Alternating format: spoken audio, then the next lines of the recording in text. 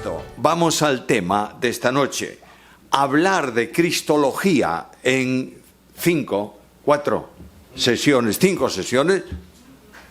es imposible.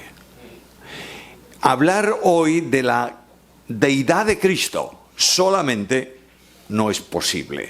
De modo que yo ya doy por perdido el intento, pero quiero llamar vuestra atención a aspectos específicos de ese tema para que podamos hacer una reflexión. Luego lo seguís estudiando vosotros personalmente. Y llamo vuestra atención al pasaje cristológico más grande del Nuevo Testamento, que está en Evangelio según Juan, capítulo 1. Mientras buscamos ese pasaje, quiero haceros una advertencia. No es doctrina fundamental, por tanto podéis estar de acuerdo o no, vamos a seguir esto exactamente igual cuando terminemos. Y es que los evangelios, a pesar de lo que los liberales dicen, están en el orden en que fueron escritos. Pensar que Marcos fue el primero y después no sé qué, es apoyar un documento que llaman los liberales el documento Q. ¿Qué es el documento Q? Nadie sabe. Pero ellos dicen que existe, de donde Marcos tomó su versión y de ahí la copió Mateo y así sucesivamente. El Evangelio cuarto es el Evangelio de la Cristología, especialmente por una razón. Y yo creo, personalmente creo que quería deciros, yo creo que es el último libro escrito del Nuevo Testamento. ¿Por qué? Juan escribe primeramente las epístolas. Es el pastor de iglesia que escribe a sus ovejas, algunas díscolas, pero les escribe. Escribe saludos, etcétera, etcétera. Y de pronto toman a Juan, lo prenden y lo llevan ¿a dónde? A Patmos. Juan tiene mientras que Pablo dejó todo en casa de Carpo, Juan tiene documentos del Antiguo Testamento que trata de coordinar, de conjuntar. Y él está muy preocupado pensando en el día del Señor. El día del Señor no es el domingo. En ningún lugar del Nuevo Testamento se llama día del Señor al domingo. Se llama primer día de la semana. Él está pensando en el Yom Yahweh, en el día de Dios, que está en esos escritos. Pero a Juan le falta el enlace de esas profecías que le da el Espíritu Santo y escribe el Apocalipsis. Pero Juan tiene una asombrosa revelación, capítulo 1 del Apocalipsis, ve la gloria de Cristo. Y cuando Juan ve la gloria impresionante de Jesús, cae como muerto a sus pies, todos conocéis bien ese asunto, y Juan sigue después escribiendo su libro y escribe Apocalipsis, y termina Apocalipsis, y Juan tiene una pregunta. ¿Entenderán realmente los lectores quién es el del capítulo 1? Y Juan queda pensando en la gloria de la revelación de Cristo. Y dice, tengo que escribir quién es este glorioso que yo he visto. Y escribe su evangelio comenzando por el glorioso Dios. Y comienza ese evangelio, llamo vuestra atención a ese capítulo, en donde el apóstol Juan escribe de esta manera. En el principio era el Verbo, y el Verbo era con Dios. Y el Verbo era Dios. Todas las cosas por Él fueron hechas y sin Él nada de lo que es hecho fue hecho. Y sigue avanzando, en Él estaba la vida. Y la vida era la luz de los hombres. Y ahí está presentándonos la primera dimensión que tenemos que entender acerca de Cristo. Cristo es Dios. Pero llega al capítulo 14 y el equilibrio teológico de Juan exige que vincule ese Dios con la humanidad. Y dice, y aquel Verbo fue hecho carne y habitó entre nosotros y vimos su gloria, gloria como del unigénito del Padre, lleno de gracia y de verdad. Y Juan queda ahí en el escrito impactado de Jesús. ¿Qué fue lo que impactó a Juan de Jesús? ¿Sus milagros? Bueno, no cabe duda que le impactaron. ¿A quién no le impactan 5.000 personas ahí y le da de comer con el bocadillo de un niño? Hombre, claro que impacta, ¿cómo no? ¿A quién no le impacta ver que está dormido y lo despiertan y dice al viento calla y al mar enmudece y se hace bonanza en ese instante. ¿Le impacta? Claro que sí. ¿Quién nos impacta de la sanidad de los leprosos? ¿Quién nos impacta de la resurrección de Lázaro? Es impactante. Pero lo que impactó a Juan de Jesús es su gracia y su fidelidad. Y esto es necesario que lo entendamos bien. La Biblia es un libro de gracia. No es un libro de ley que sentencia. Es un libro de ley que denuncia el pecado, pero es un libro de gracia que perdona al pecador. Y cuando perdemos de vista este asunto, no entendemos a Jesús. ¿Me estáis siguiendo? Ahora, Juan habla de el Verbo como Dios. Y esto necesariamente nos lleva a un asunto que es la preexistencia de Cristo. Cuando el Evangelio describe el nacimiento de Jesús, lo veremos posiblemente mañana, cuando describe el nacimiento de Jesús, dice que el niño fue envuelto en pañales y acostado en un pesebre.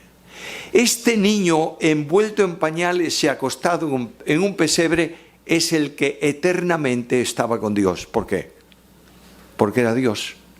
Y aquí comienza el desarrollo de la realidad asombrosa de Jesucristo el Señor. Hay tantas citas bíblicas de un Cristo antecedente a su nacimiento que tendríamos necesidad de ocupar media reunión para repasar esas citas. Me llega esta: en el principio era el Verbo era con Dios y el Verbo era Dios. Y me dicen, no te olvides que todo cuanto ocurrió en la creación descansa en la voz autoritaria de ese Verbo. Es muy interesante apreciar esto. Creo que el otro día lo decía. La Trinidad tiene una existencia eterna, por supuesto, porque es Dios.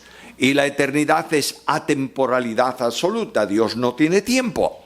En el ser divino, Dios es un ser, no es una persona. En el ser divino existen eternamente tres personas: la persona del Padre, la persona del Hijo y la persona del Espíritu Santo. Ahora, en la primera manifestación exteriorizadora de Dios, Dios, si no sale de sí mismo, nadie le conoce. ¿Está claro? Ahora, Dios va a exteriorizarse. Él quiere ser conocido, por tanto tiene que hacer una creación y unos hombres y mil cosas, y unos ángeles, etcétera, etcétera. Pero, la primera manifestación de exteriorización de Dios no es la creación. Hay algo que antecede. Y Pablo dice: quien nos salvó y llamó con llamamiento santo, no conforme a nuestras obras, sino según su propósito y la gracia que nos dio o que nos fue dada en Cristo antes de los tiempos de los siglos. Luego, antes de que se crease nada, Dios se exterioriza en amor. El Dios de la Biblia es esencialmente el Dios del amor. Y este amor de Dios exige que Dios ejecute lo que determina en la eternidad y que se llama el plan de redención. Ahora, en ese primer movimiento externo de la Trinidad, después de la elaboración del plan de salvación, y perdonadme que os indique que cuando hablamos de acciones de Dios, nosotros las contemporizamos o las volvemos tiempo, porque somos hombres del tiempo, pero en Dios la determinación, la acción, la ejecución es eterna. No hay tiempo para Dios. Por tanto, este admirable Dios pronuncia en su pensamiento la determinación creadora que sale de la mente del Padre, se expresa por el Verbo que conoce todo el pensamiento de Dios y se ejecuta por el Espíritu que conoce la intimidad de Dios. Por tanto, tenemos un Cristo preexistente y nos afirma el apóstol Juan algo más. Todas las cosas, todas, ángeles, astros, hombres, fueron hechas por Él. ¿Y qué dice? Y sin Él, nada de lo que ha sido hecho fue hecho. ¿Os dais cuenta que antecede a todo o no? Nadie puede hacer algo después de hecho. Por tanto, por lógica, antecede a cualquier acción. Ahora, hay algo muy interesante, y es que Juan describe a Jesús antecedente como verbo. La palabra ahí, verbo, significa, en el griego tiene varios significados. Puede significar palabra, una palabra solo. Puede significar una expresión mayor, una frase. Puede expresar algo mucho más extenso, una racionalización o manifestación de una doctrina. En fin, tiene varias acciones, pero no importa. Lo que significa verbo esencialmente es palabra en el más amplio sentido de la expresión. De manera que quien va a venir al mundo de los hombres no es una persona divina que de alguna forma puede tener un ministerio diferente, es el que expresa totalmente a Dios. Mira el versículo 18 de este capítulo 1 de Juan. A Dios nadie le vio jamás. Ahora, el unigénito Hijo que está en el seno del Padre, Él le ha dado a conocer. Por tanto, a este Dios que nadie ha visto, Pablo dice algo más, ni ha visto, ni puede ver jamás. Este Dios que es invisible, porque entre otras cosas es espíritu, este Dios se hace visible en el verbo. Y este verbo viene al mundo con misión reveladora. El unigénito Hijo que está en el seno del Padre, Él le ha dado a conocer. Luego, la misión de Cristo es revelar a Dios. A veces preguntamos, ¿cuál es la misión de Jesús? Salvar al mundo. Bueno, es verdad. Pero esencialmente la misión de Jesús es revelar al Padre. ¿Y por qué? Porque no hay vida eterna sin que te conozcan a ti, el único Dios verdadero, y a Jesucristo, a quien tú has enviado. Viene el verbo con toda la dimensión, y el verbo como discurso de Dios cierra toda la revelación de Dios. Hebreos capítulo 1 comienza diciendo, Dios habiendo hablado en muchos tiempos por medio de muchas personas, a los padres por los profetas, en estos postreros días nos ha hablado ¿por quién? Por el Hijo. Lo que está diciendo ahí el escritor de Hebreos es que el discurso absoluto de Dios se llama Hijo. Notarás que después de la irrupción de Cristo en el plano de los hombres, Dios no dice nunca nada más acerca de sí. A lo largo del tiempo ha ido revelándose por los profetas, ¿verdad? Y en esa revelación progresiva llegas a conocer en lo que podemos conocer, y Dios ha revelado a Dios mismo. Pero ahora el Hijo ha expresado a Dios de tal manera que ya nadie puede decir nada más. Este Hijo verbo que viene al mundo de los hombres, preexistente, revela a Dios. Además, la deidad de Cristo se encuentra en el nombre, en el calificativo de Hijo. Hijo es un término sumamente complejo en la teología y muy complejo en la cristología. La Biblia dice, por ejemplo, tú eres mi hijo, yo te he... Bueno, ¿y eso es correcto? No, idiomáticamente no. Tú eres mi hijo, yo te he engendrado. Antes, ayer, no sé cuándo. Pero hoy quiere decir que el engendrar del Hijo permanece eternamente, continúa hoy. Es difícil de comprender, ¿verdad? Porque nosotros como padres engendramos, creo que lo dije el otro día en el campamento, nosotros engendramos un hijo y la acción concluye en el hecho del engendrar. Una vez que tú has engendrado un hijo, puedes engendrar otro y así sucesivamente, pero no puedes engendrar otro mientras engendras el primero, ¿está claro? Por tanto, este engendrar del verbo es eterno. En ese sentido, el Padre no puede engendrar otro hijo.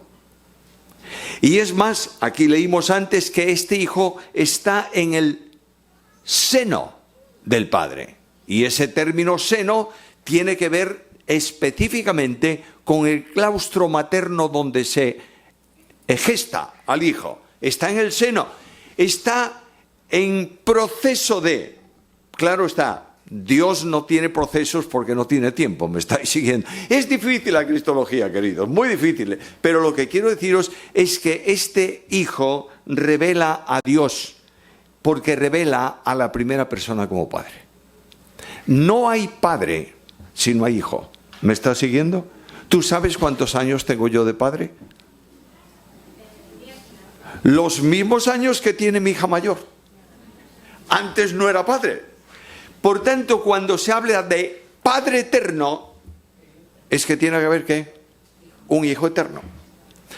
Así, este Hijo está expresando al Padre en la forma absoluta de relación y de personalización.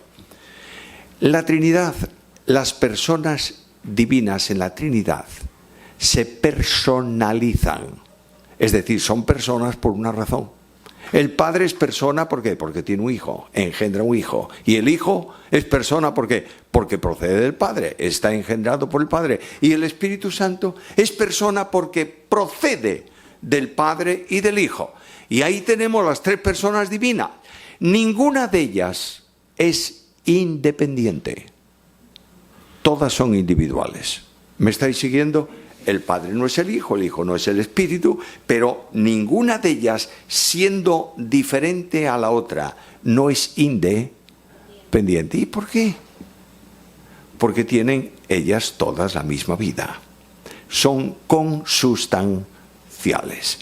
Ahora, otra cosa importante es que el Hijo está en el Padre, dice Juan, ¿no? A Dios nadie le vio jamás, el unigénito Hijo que está en el seno del Padre. Pero el Padre está también en el Hijo. Tú ves a Jesús que dice, como tú en mí y yo en ti. Luego quiere decir que las personas divinas tienen una vinculación inmanente en la cual cada una de ellas está vinculada a la otra y actúan conjuntamente aunque sean en tareas distintas. ¿Quién creó el universo? Dios. ¿Qué Dios? Las tres personas. Las tres actúan así. ¿Quién salva? Dios. ¿Cómo? Actuando las tres personas en el proceso de salvación, pero cada una asume una actividad diferente. Nunca son independientes.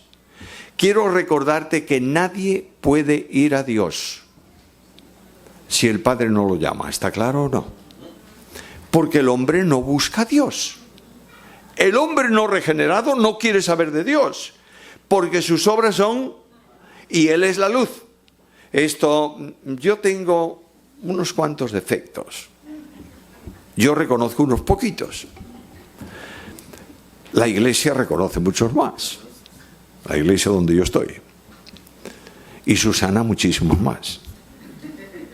Uno de mis muchos defectos es que me compran camisas que tienen adicción por la grasa. De modo que yo me pongo a comer.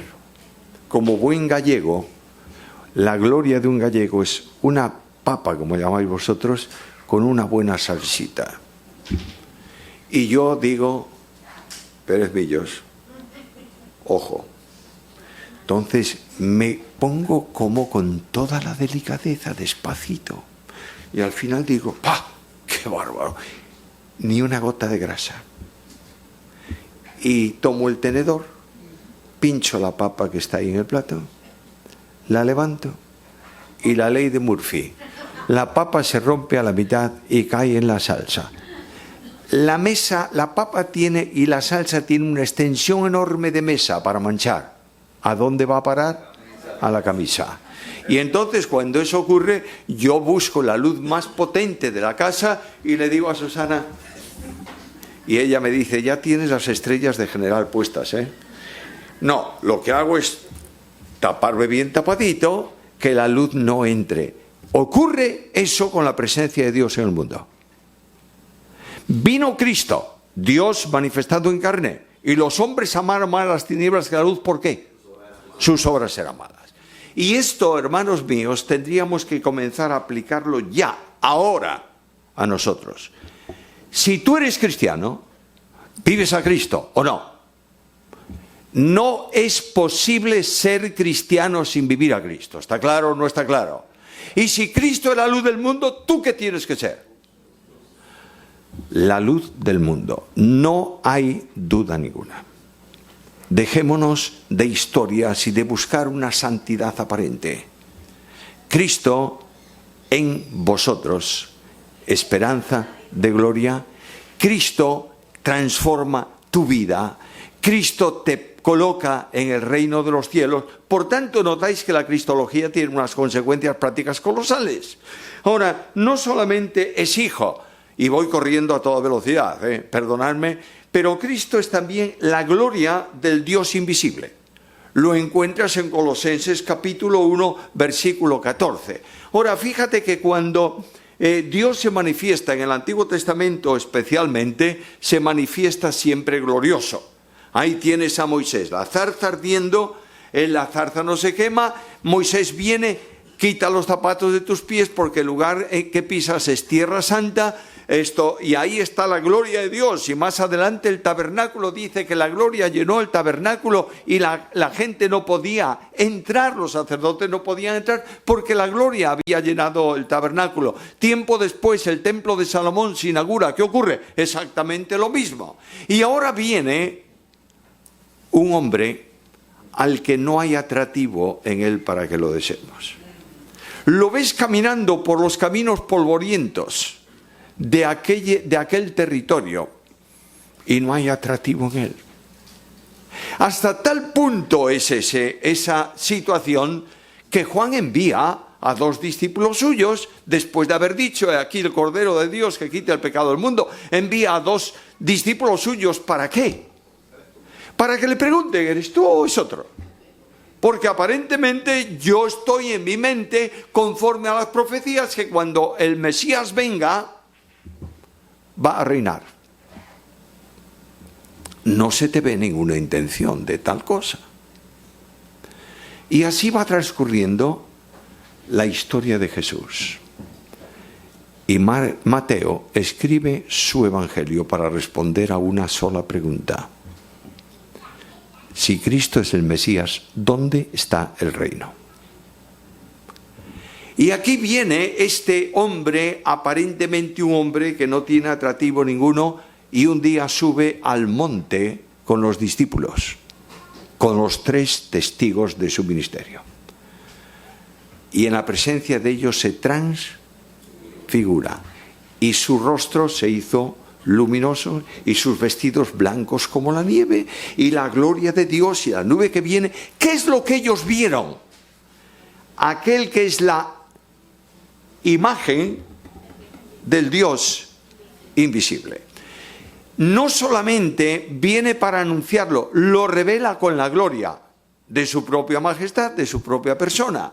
Y este admirable Jesucristo es también, Hebreos 1:2, el resplandor de su gloria.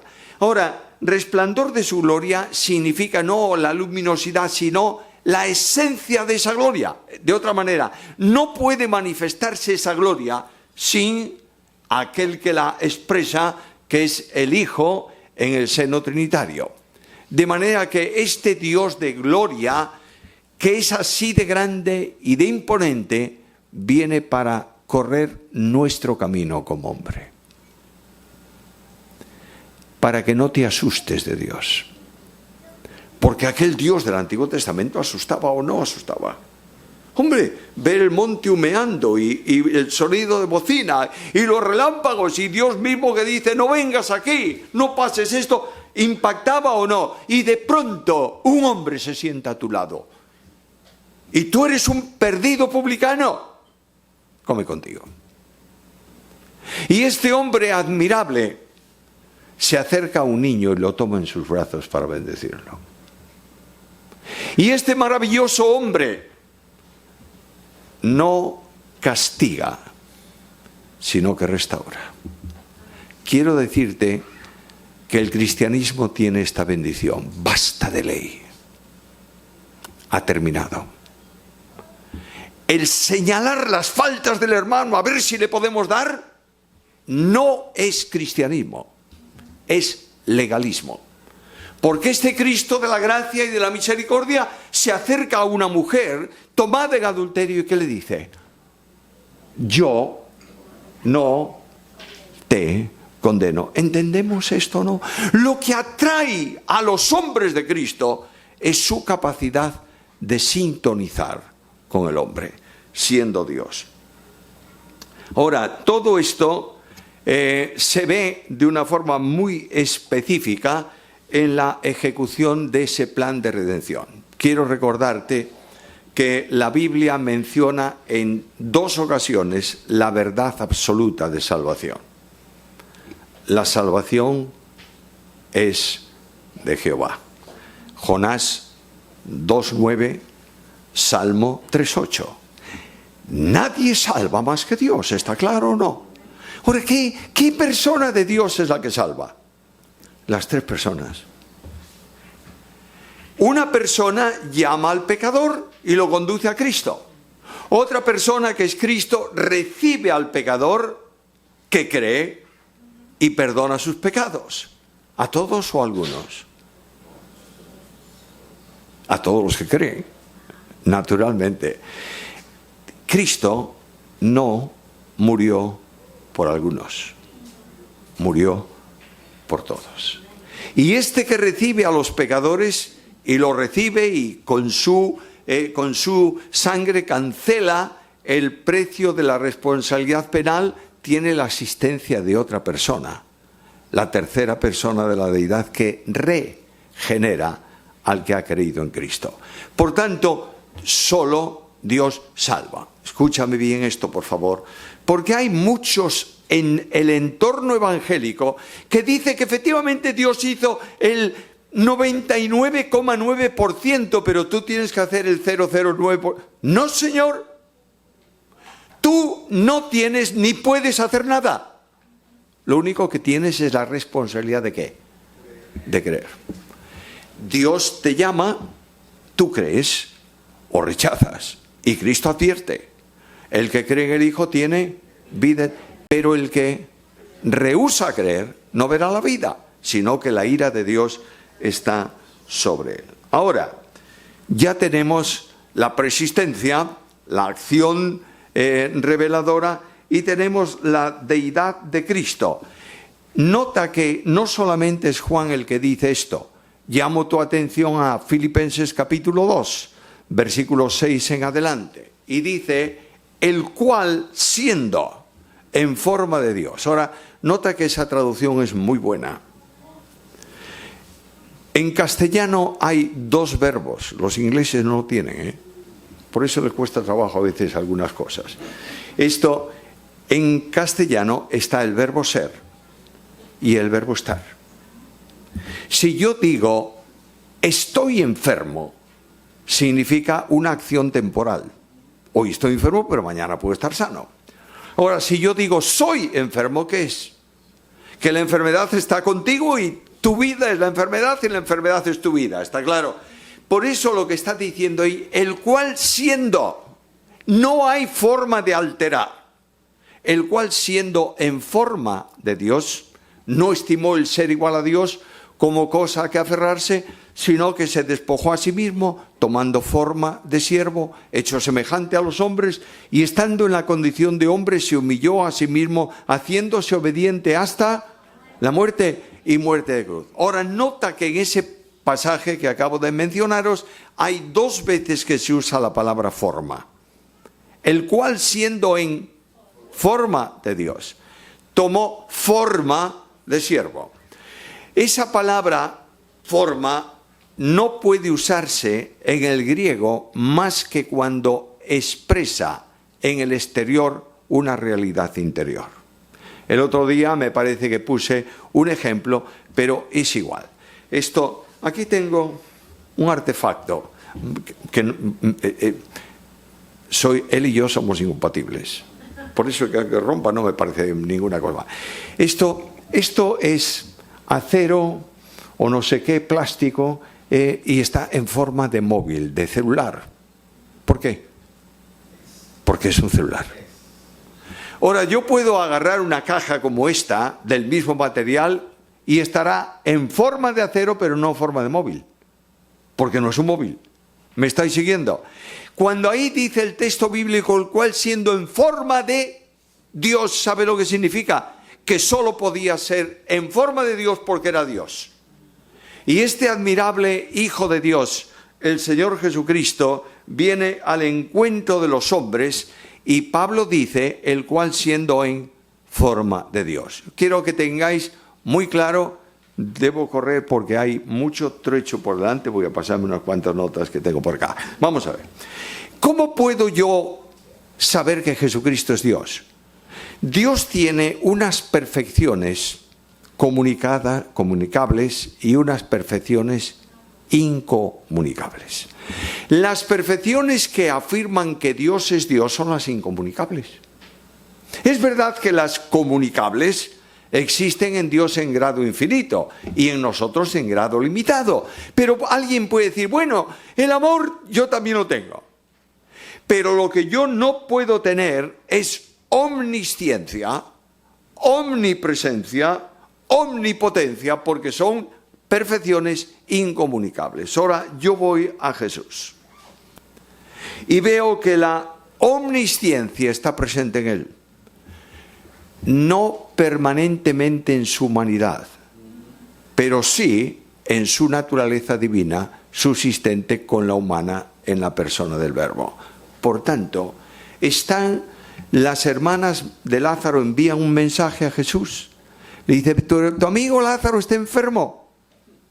Y Cristo se queda ahí, ni caso. Y se van. Y cuando pasan 3 días de aquel aviso y están en el 4.º día, Jesús dice, nuestro amigo Lázaro duerme. Y claro, los literalistas discípulos dicen, pues si duerme ya sanará, está recuperándose. Y Cristo dice, no, nuestro amigo Lázaro ha muerto. ¿Quién se lo dijo? Nadie. Lo conoce el Verbo eterno, segunda persona de la deidad, porque es Dios. Y comunica a la humanidad de Cristo lo que es necesario de conocimiento sobrenatural. A ver si puedo anticipar un poco esto, porque sé que no voy a tener mucho tiempo después. Cuando Cristo se hace hombre, no se humilla, se limita. ¿Por qué? Porque asume la condición de un hombre. Viene para ser hombre, por tanto, es como nosotros. Simplemente las condiciones sobrenaturales se manifiestan en Cristo cuando es necesario para su ministerio mesiánico. ¿Entendéis? De manera que aquí Cristo le dice, es necesario que sepáis que ha muerto. ¿Y por qué se lo dice? Para que veáis la gloria de Dios. Y esta gloria de Dios viene a ser el resultado de una acción del Hijo de Dios en el 4.º día de la muerte de Lázaro. Los judíos enseñaban que nadie después del 3.er día podía ser resucitado. Lo enseñaban en su teología. ¿Por qué? No lo sé. Pero enseñaban en su teología. Y Cristo esperó ¿a qué día? Al 4.º, cuando ya no hay forma de que resucite. Y llega a la tumba. Y notad aquí, por favor, las dos condiciones: limitación y conocimiento sobrenatural. O omnipotencia, es otra de las perfecciones. Voy a usar mejor esa. La limitación de conocimiento del hombre Jesús, naturaleza humana del Verbo eterno, es evidente. Porque cuando llega a la tumba de Lázaro, ¿qué pregunta? ¿Dónde lo pusiste? ¿Dónde está?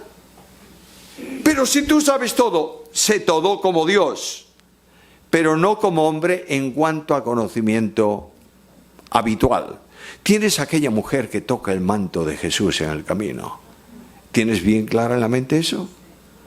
Y ahí viene Jesús. ¿Quién me ha tocado? ¿Y quién le contesta a Jesús? El de siempre. El que habla sin saber lo que dice. Y este es Pedro. Y Pedro, ¿quién me preguntas quién te toca? Vamos por un camino estrecho, te empujamos todo y preguntas que todos te tocamos. Dice, no. Porque yo sé que de mí ha...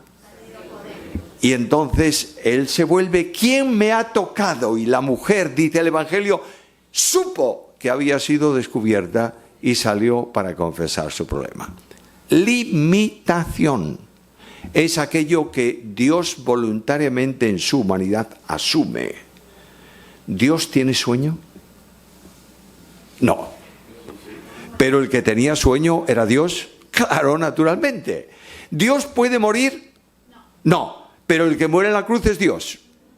Aquí está el conflicto de la cristología. ¿Cómo puedo entender yo dos cosas semejantes? Ahora, Cristo tiene, y alguien dice, bueno, pero sabes, sobre todo esos que mencioné el otro día, esos que van de dos en dos, el catarro y la tos, van siempre juntos, que van por ahí con su revistita ofreciéndote el reino. Yo ya lo tengo, no hace falta que me lo des. Esto, y claro está, vienen y te dicen, ¿ves? Todas esas perfecciones puede ser, pero la omnipresencia. Jesús estaba en Betania y no estaba en Jerusalén. Jesús estaba en Nazaret y no estaba en Capernaum. Bueno, ¿qué dice Juan? El unigénito Hijo, que está ¿dónde?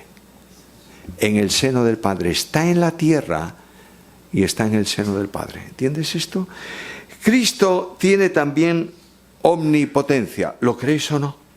Bueno, no hace falta demostrarlo. Cada milagro de Jesús, pequeño o grande, ¿es omnipotencia divina o no? ¿Cómo puede el viento y el mar callar a la voz de un hombre? Bueno, puede ser un profeta que lo hace en el nombre de... Para ti el ejemplo. Pero el mar y el viento no se callan y se hace calma en el instante. No sé si me estáis siguiendo. Cuando hay un temporal en el mar se levanta, ¿no es esto? Y de pronto el viento deja de soplar, pero el temporal no se calma en un instante. Persiste durante un tiempo hasta que se amaina. Ahí dice que cuando Jesús dijo al viento calla y al mar enmudece, se hizo en ese instante grande bonanza. Es una manifestación de la omnipotencia naturalmente. Y sigo un poco más. Cristo es el único hombre que admite adoración y que exige para sí lo que corresponde al Padre. ¿Creéis en Dios? ¿Qué más? Creed también en mí. Ahora, el Cristo de la Biblia tiene vida en sí mismo. El otro día ponía el ejemplo de que Cristo es la cabeza de todo varón. No voy a sacar de nuevo el texto porque no quiero que me excomulguéis antes de marcharme de aquí, pero quiero deciros que el comunicador de la vida comunicó vida al hombre. ¿Me entiendes? Y la cabeza tiene que ver con la comunicación de la vida. Por tanto, el varón recibe la vida ¿de quién? De Cristo. Y la mujer recibe la vida del varón. Nos debéis la vida, ¿eh? Atentas todas y respetarnos un poquito. Bueno, eso no es así. Luego, la vida que comunica Cristo es la vida divina, que va de la primera a la segunda y de la primera y segunda a la tercera. Esto tiene mucha importancia, sobre todo en la cruz, en donde de alguna forma la relación entre primera y segunda persona no se interrumpe, pero sí se cambia porque es tratado el que muere como un malhechor, sobre el que se carga el pecado y tiene que pagar el precio de la muerte espiritual del hombre. ¿Me estáis siguiendo? Ahora bien, la comunicación de vida es como una... No sé cómo llamáis esto, los enchufes esos múltiples que hay ahí que enchufan. Un conector. Bueno, no sé cómo da lo mismo. Un conector. Bien, sabéis lo que estoy refiriendo, ¿verdad? Un conector de 3 enchufes. La energía se toma de la corriente y pasa al primer enchufe. Y del primer enchufe pasa al segundo. Y del segundo al tercero. Si yo corto el cable entre el primero y el segundo, ¿qué ocurre con el tercero? No tiene energía. Luego la comunicación de vida, esto lo veremos en la cruz. Dios realiza un prodigio admirable para mantener en la Trinidad esa relación de vida, pero para que la segunda persona en su naturaleza humana pueda morir. Muerte y muerte de cruz. Bueno, vamos a avanzar rápidamente. 9, me quedan No, me diste 10, yo cumplo lo que tú me... Es el responsable, yo no. Esto... A ver dónde tengo yo metido esto.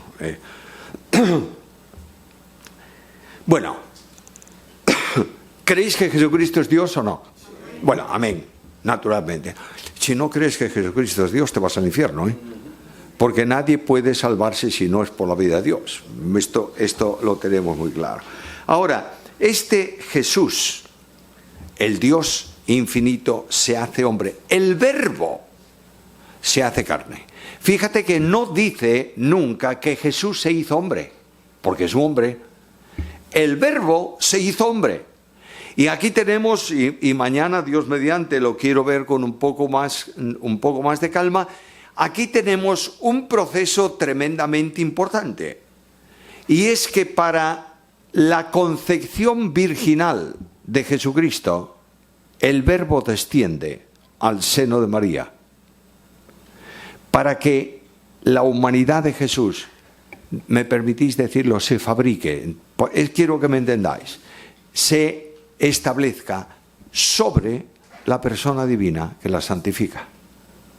De manera que este admirable Verbo eterno viene al seno de una mujer para que sobre él se genere la naturaleza humana de Cristo.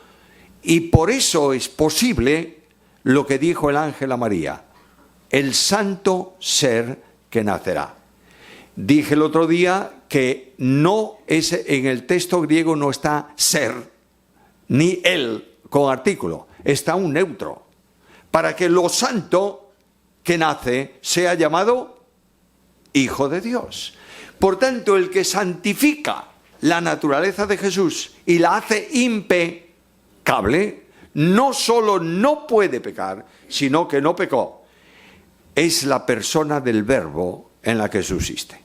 Es decir, es una persona divina con dos naturalezas: la naturaleza divina y la naturaleza humana. Ahora, Cristo desciende y viene a producirse otro nuevo conflicto. Dios se hace hombre, el conflicto está servido. El Eterno se hace un hombre del tiempo y del espacio. El Consolador de todas las gentes tiene que ser consolado por un ángel en Getsemaní. El que es felicidad suprema dice: si es posible, pase de mí esta copa.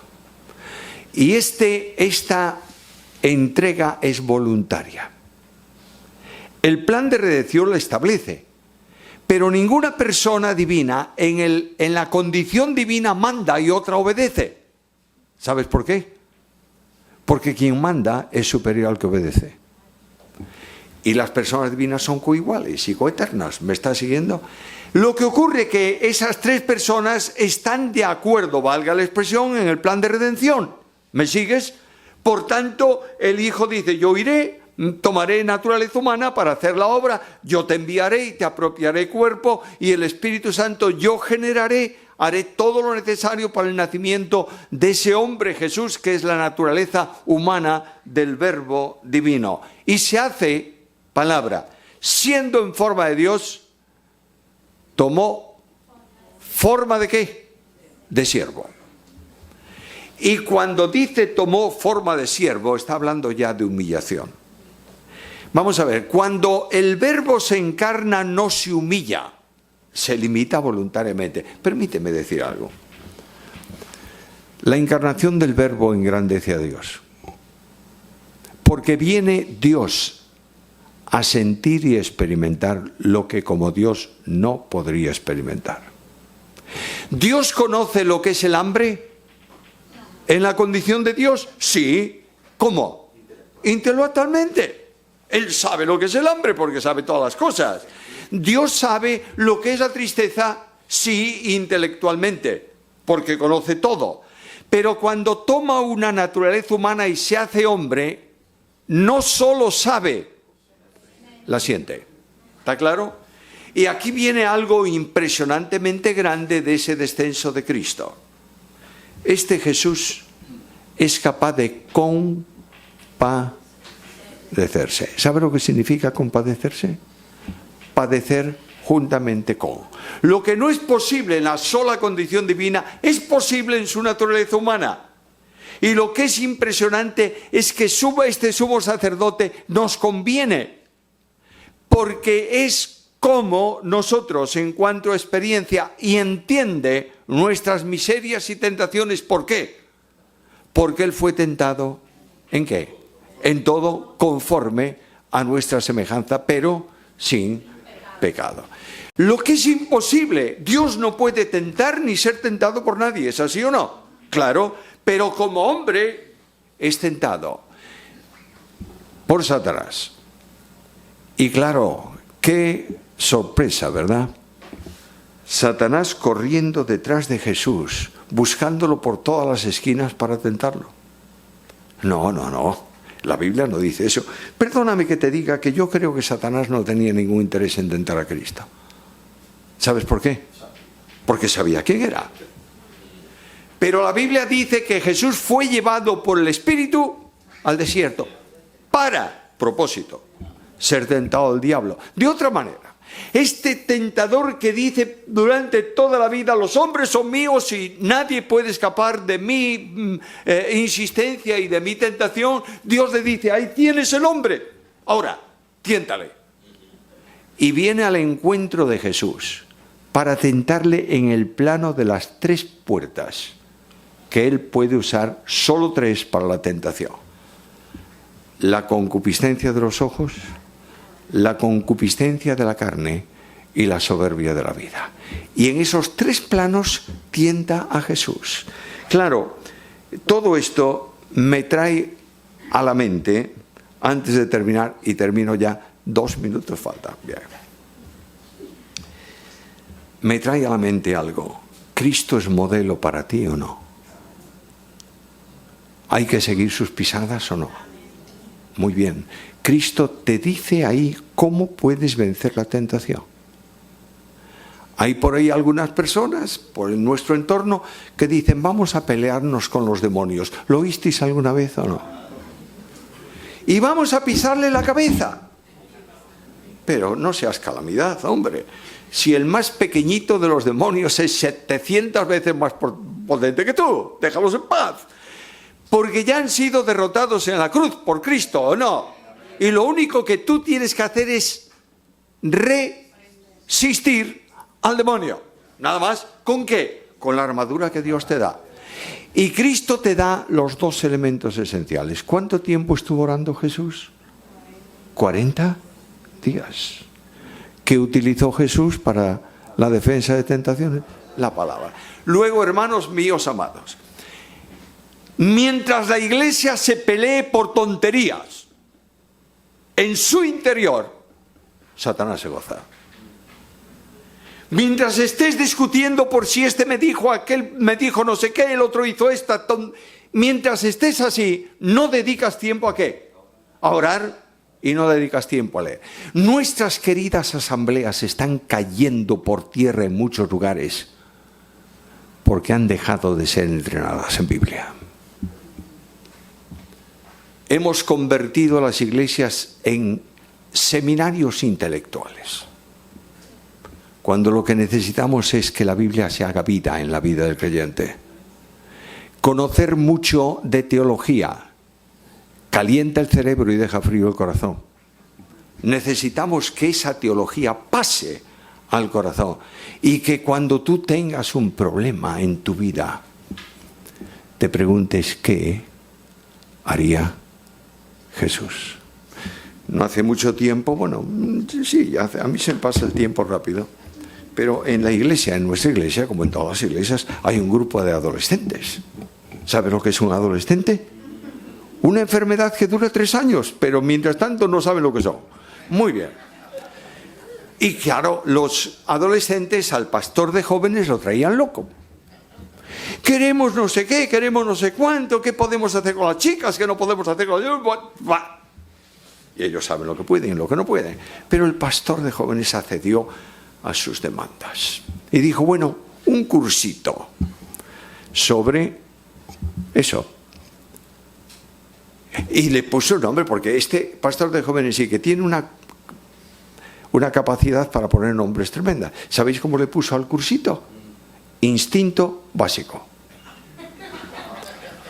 Y ahí estuvo con los adolescentes no sé cuánto tiempo y me dice un día, oye, ¿tú podrías terminar este cursito el sábado próximo? Y yo dije, bueno, está bien. Susana me acompañó, claro, porque ella es testigo de lo que yo hago. Me acompañó al curso básico y llegué allí, ahí están todos. Entro en el salón donde están, todos corazoncitos por la pared, otros corazoncitos sueltos. El asunto era regalar un corazoncito al final a la reina de tus sueños. Y decirle no sé lo qué y no sé lo cuánto. Y yo llegué y los miré. Y dije, ¿qué tal el curso? ¡Bien! ¿Y hay preguntas? ¡Sí! Pues no voy a contestar ninguna. Porque todos sabéis la respuesta de todas las preguntas. Solamente quiero deciros dos cosas. Cuando tú vayas a hacer algo con otra persona, hazte dos preguntas solo. Primera pregunta. ¿Puedo decirle a Dios, gracias Padre por lo que voy a hacer? ¿Puedo? Si no puedes, no lo hagas. Segundo, si Jesús estuviera en tu lugar, ¿lo haría? Si dices no, ¿qué? No lo hagas. Ahí tenéis el instinto básico. Y lo que quiero deciros, y entonces le hablé ese último tema, le dije, lo único que tenéis de una vez por todas es que preguntaros si habéis nacido de nuevo. ¿Tenéis a Cristo en vuestra vida? Entonces lo único que tenéis que hacer es vivir conforme a Cristo y vivir a Cristo. Y al final le dije, a ver, todos los corazoncitos, cada uno toma su corazoncito. Y dije, ahora escribe ahí, en ese corazón, una frase, cuenta conmigo, Señor. Y guárdalo en tu Biblia. No hace falta que se lo des a ninguna chica o al revés. Y todas las mañanas pregúntate si estás viviendo a Jesús. Hermanos míos, me he excedido 3 minutos. Sí, pero procuraré ser bueno mañana. Lo que quiero dejar con vosotros en todas estas disertaciones sobre cristología es solo una cosa. Necesitamos, como iglesia, recuperar a Jesús. Cristo es el gran desconocido de la iglesia de hoy. De manera que el Señor, por su Espíritu, aplique su palabra a nuestras vidas personales.